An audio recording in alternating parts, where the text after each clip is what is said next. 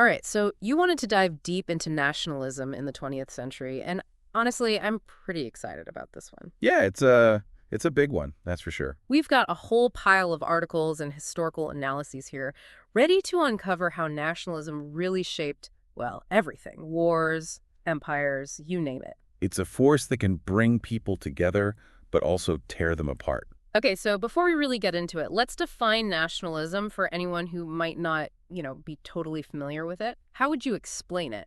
Well, imagine that feeling you get when you're cheering for your favorite team. That sense of pride and belonging.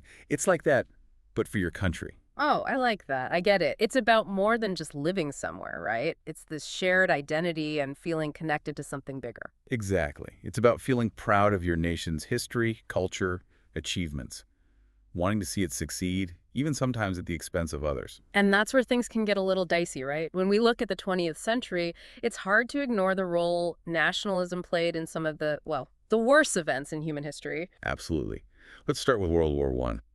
Leading up to it, Europe was like, well, imagine a bunch of tinder boxes all packed together. Yet all these empires and kingdoms, each competing for power and prestige. So you're saying it was just a matter of time before something ignited all that tension? Precisely. And that spark came in 1914 with the assassination of Archduke Franz Ferdinand.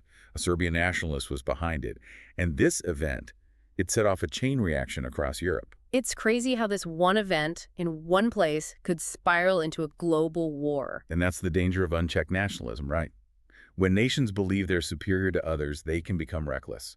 Diplomacy goes out the window and aggression takes over. So then, after the devastation of World War I, did things calm down? Not really. In fact, you could argue that the Treaty of Versailles, which ended the war, actually made things worse in the long run. How so? Well, the treaty was really harsh on Germany. It blamed them for the war, took away territory, imposed huge financial penalties. A lot of Germans felt humiliated and resentful. So you're saying the treaty itself planted the seeds for more conflict? Exactly. It created the perfect breeding ground for extreme forms of nationalism to take root, especially in Germany. Which brings us to Hitler and the Nazi Party. He was a master at using nationalism to gain power, wasn't he? Oh, absolutely. Hitler tapped into the anger and resentment many Germans felt. He offered them scapegoats, blaming other nations and minority groups for Germany's problems.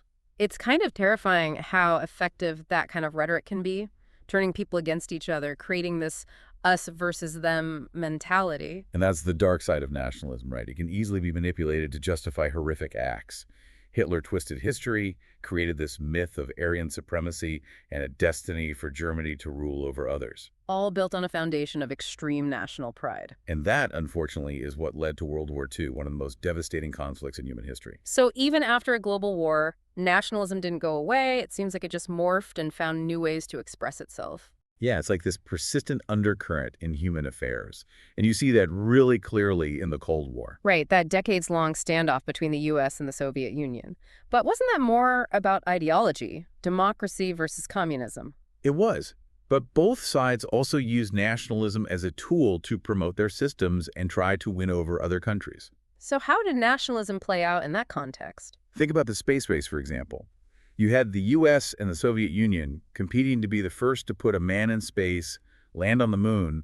It was a huge display of technological prowess. It wasn't just about scientific advancement, was it? It was a battle for global prestige, a way to prove which system was superior. Exactly. And that competition fueled a lot of national pride on both sides, even though it was technically a scientific endeavor. It's amazing how nationalism can seep into every aspect of life, even something as seemingly neutral as space exploration. And it can also be a catalyst for change, even within a powerful empire like the Soviet Union. You're talking about the rise of nationalism in the Soviet bloc itself, right? Yeah, the desire for independence never really went away in places like Poland and Hungary. Over time, those nationalist movements gained momentum and challenged Soviet control. So, in a way, the Soviet Union was undermined by the very force it had used to control its own people. It's a fascinating paradox. And it reminds us that nationalism can be both a unifying force and a force for fragmentation.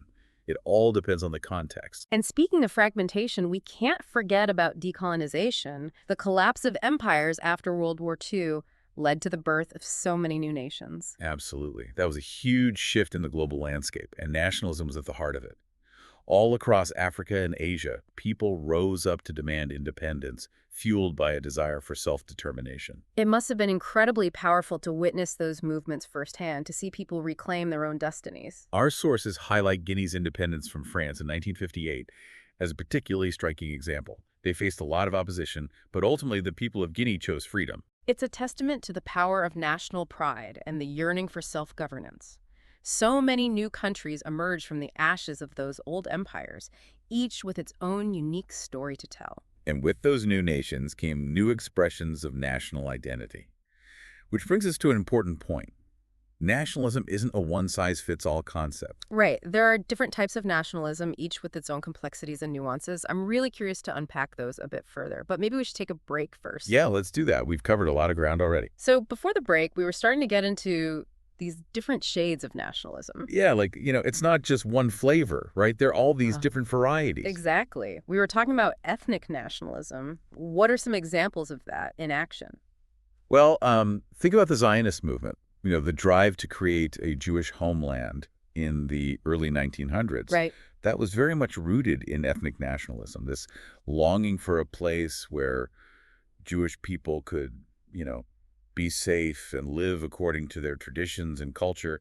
And that eventually led to the creation of Israel in 1948. Exactly, a huge moment in history, and one that obviously continues to have, huge implications. It definitely shows how deeply intertwined nationalism is with global politics and conflicts. Yeah, no doubt. And then you have cases where ethnic nationalism took a much darker turn.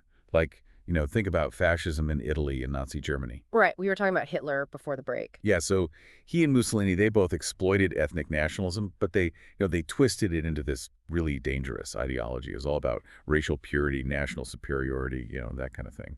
You mentioned earlier how Hitler used propaganda to create this distorted version of German history. Was that something that happened in other places too? Oh yeah, propaganda was a huge tool for spreading these warped ideas. Like Nazi Germany used posters, films, radio, you name it. They really demonized Jews and other minorities, basically making them scapegoats for all of Germany's problems. It's scary how effective that can be. Turning people against each other, creating this whole us versus them dynamic. And that's the thing, with ethnic nationalism taken to an extreme. It's not just about pride. It becomes about exclusion, even persecution. And tragically, we've seen how that can lead to some of the most horrific acts in human history. Absolutely. Yeah. Genocide, ethnic cleansing, it's a dark and very real consequence of nationalism gone wrong. Okay, so we've talked about some pretty heavy examples of ethnic nationalism. Let's shift gears a little. What about civic nationalism? The idea that a nation is built on shared values rather than shared ancestry. Yeah, that's a really important distinction, and I think the American Revolution is a good example of civic nationalism in action. Right. The colonists weren't fighting for a specific ethnic group. They were fighting for principles like liberty and self-government. Exactly. It was about shared ideals, the belief that anyone, regardless of where they came from, could be an American if they embraced those values. And of course, America's history with living up to those ideals is, complicated, but it's still a powerful example of how civic nationalism can be a unifying force. Definitely. And you see it in other places too. Like, think about the anti-apartheid movement in South Africa. You had people from all different backgrounds coming together to fight for equality and justice. So in that case, civic nationalism actually helped to break down racial and ethnic barriers. Exactly. They were united by a shared vision for a more just and equitable society. Okay, so we've covered ethnic nationalism, civic nationalism. Right. What other flavors of nationalism are there? Well, there's cultural nationalism, which focuses on shared traditions, language, the arts. It's about preserving and celebrating a distinct national identity. Like when people work to revive an endangered language or promote traditional music and dance. Exactly. It can be a way of connecting to the past and, passing on a heritage to future generations. And we can't forget about religious nationalism. Right. Religion can play a huge role in shaping national identity. It gives people a sense of shared purpose, a common belief system that can really bind them together. Like how Catholicism was so important in Poland's resistance to communist rule. Yeah, that's a great example. And you see it in other contexts too, like the role of Islam in the Iranian Revolution. Religious nationalism can be a really powerful force. Okay, so we've got all these threads. Ethnicity, culture, religion, values, all weaving together to create this really complex tapestry of national identity. Right. And it's not static either. It's always changing, evolving over time. Which makes me wonder, how did something like globalization affect nationalism? This increasing interconnectedness, people and ideas moving across borders more easily. Did that weaken national identities? That's a great question. And it's one that people have been debating for decades. Globalization definitely challenged traditional ideas about, national sovereignty and boundaries. Because all of a sudden the world feels smaller, there's more exposure to different cultures and ways of life. Exactly. Yeah. Some people thought that would lead to, a decline in nationalism, Yeah. that we'd all become more like global citizens. But it didn't really work out that way, did it? No, not exactly. In a lot of ways, globalization actually triggered a backlash. A resurgence of nationalism. Yeah, you see that in the rise of populism, this kind of anti-establishment, pro-national identity sentiment. You see it in, tougher immigration policies, this focus on putting our country first, that kind of thing. So it's almost like a reaction to all this change and uncertainty in the world. Yeah, it can be seen that way.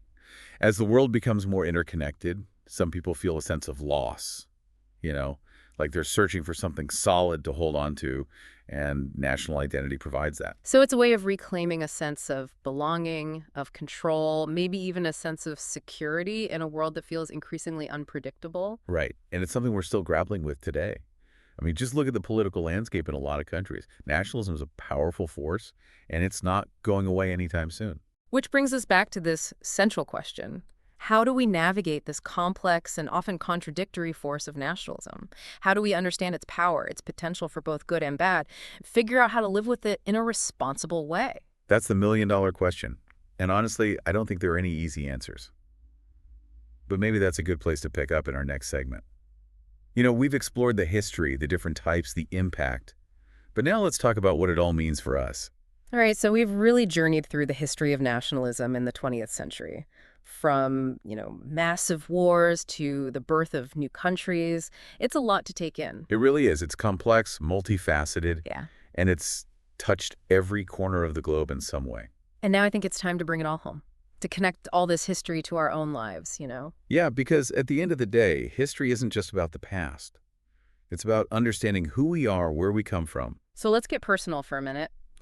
What role does nationalism play in your life? I mean, think about it. All those symbols we see every day, flags, anthems, even national holidays. Yeah, they evoke a lot of emotion, a sense of belonging, shared identity, pride even. But they also carry this weight, right? This weight of history, all those triumphs and tragedies that have shaped a nation. Exactly. And that history, it influences how we see ourselves, how we see our country's place in the world. It can be really subtle how it affects us. Like, do you feel that surge of pride when your country wins a big sporting event? Or maybe get a little defensive when someone criticizes your government? Oh, yeah. I think we all experience that to some degree. It's natural to feel connected to your nation, to want to see it succeed. But I think it's important to be aware of those feelings, to examine them. Because nationalism, like any strong emotion, it can be a powerful force. Yeah.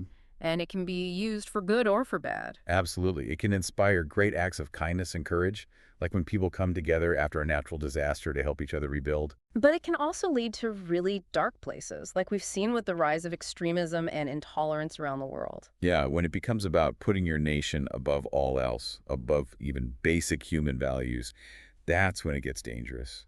So I guess the question is, how do we harness the good aspects of nationalism, that sense of unity and collective purpose, while avoiding the pitfalls? It's tough, but I think it starts with awareness.